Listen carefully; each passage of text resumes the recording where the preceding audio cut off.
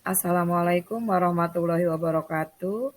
Saya Cici Sukarsi dari SMA Negeri 1 Lewiliang Bogor, Dinas Pendidikan Provinsi Jawa Barat. Pada kesempatan ini, saya akan membahas mengenai teks eksplanasi dengan kompetensi dasar 3.3, yaitu mengidentifikasi informasi, pengetahuan dan urutan kejadian dalam teks eksplanasi, lisan dan tulis, kemudian menganalisis struktur dan kebahasan teks eksplanasi. Dan KD 4.3 mengonstruksi informasi, pengetahuan dan urutan kejadian dalam teks eksplanasi secara lisan dan tulis, dan memproduksi teks eksplanasi secara lisan dan tulis dengan memperhatikan struktur dan kebahasaan. Baik, kita mulai dengan pengertian eksplanasi.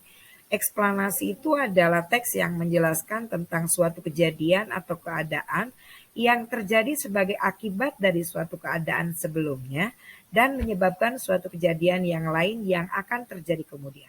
Sedangkan teks eksplanasi kompleks adalah teks eksplanasi yang lebih rumit dan bagiannya tidak dapat dihilangkan siklusnya, lebih luas dan lebih beragam. Teks eksplanasi dapat disamakan dengan teks yang menceritakan prosedur atau proses terjadinya fenomena. Dalam teks eksplanasi, penulis menggunakan banyak fakta yang fungsinya sebagai penyebab atau akibat terjadinya suatu peristiwa. Bahkan hampir semuanya berupa fakta.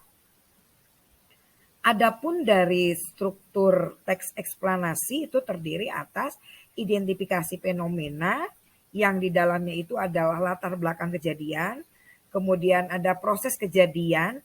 Di sini ada dua bagian, yaitu kronologis dan penyebab, dan yang ketiganya adalah ulasan, itu isinya mengomentari konsekuensi.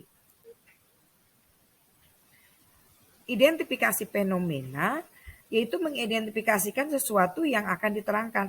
Hal ini bisa terkait dengan fenomena alam, sosial, budaya, ilmu pengetahuan, politik, dan lainnya. Contoh, tsunami adalah rangkaian gelombang air laut yang mampu menjalar dengan kecepatan hingga lebih dari 900 km per jam. Penyebab utama terjadinya adalah gempa bumi atau getaran yang terjadi di bawah laut.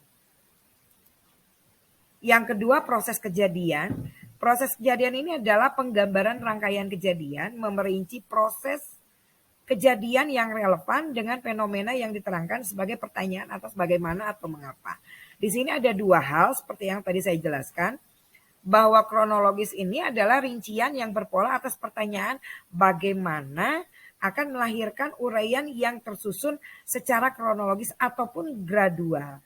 Dalam hal ini fase-fase kejadiannya disusun berdasarkan urutan waktu. Atau kalau misalnya dari sifat sosial dia bisa secara peristiwa. Penyebabnya rincian yang berpola atas pertanyaan mengapa akan melahirkan uraian yang tersusun secara kausalitas. Dalam hal ini fase-fase kejadiannya disusun berdasarkan hubungan sebab akibat. Contoh di sini kronologi saya ambil tahapan-tahapan atau kronologis terjadinya longsor. Kemudian untuk penyebabnya di sini apa sih yang menjadi sebab-sebab itu, begitu ya. Nanti bisa diperjelas kembali dengan membaca ini. Kemudian untuk ulasan di sini berupa komentar atau penilaian tentang konsekuensi atas kejadian yang dipaparkan sebelumnya.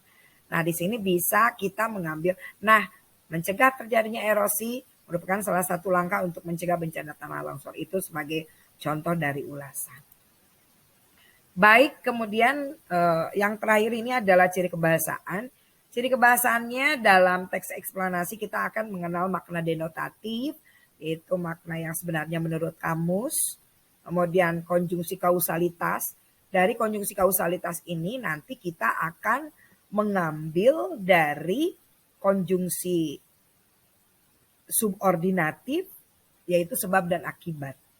Kemudian untuk konjungsi kronologis, kita bisa mengambil dari konjungsi koordinatif, itu dari pengurutan, dan konjungsi subordinatif dari waktu, yang menyatakan waktu. Kemudian ada kata benda, jadi kata yang dibendakan. Dan ada kata kerja pasif. Dan kemudian yang terakhir ada kata-kata teknis. Kata-kata teknis ini adalah kata-kata yang sifatnya istilah. Yang sifatnya istilah ilmiah dan lain sebagainya seperti itu. Demikian yang dapat saya berikan. Terima kasih. Assalamualaikum warahmatullahi wabarakatuh.